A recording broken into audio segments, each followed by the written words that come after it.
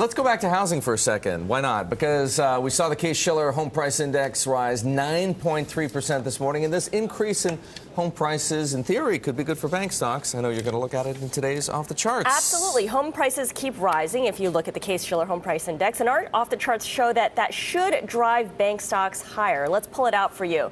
The smooth line there is the S&P Case-Shiller Composite Index year over year.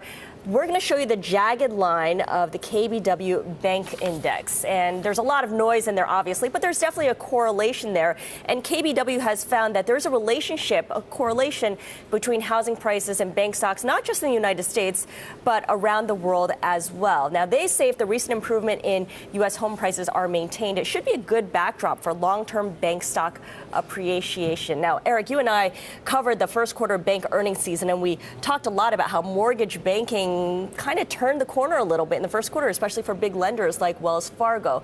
Refinancings are not coming along the way they were before. That's not providing the impetus it was before.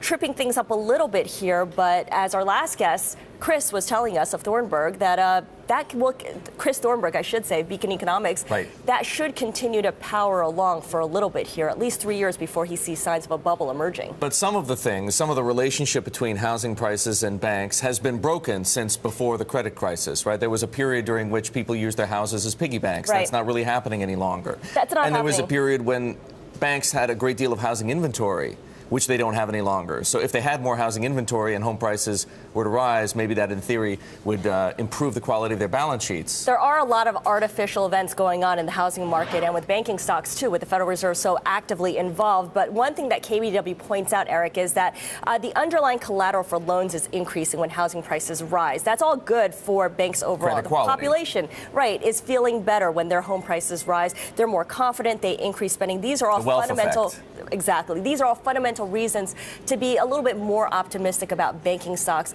as long as home prices keep rising.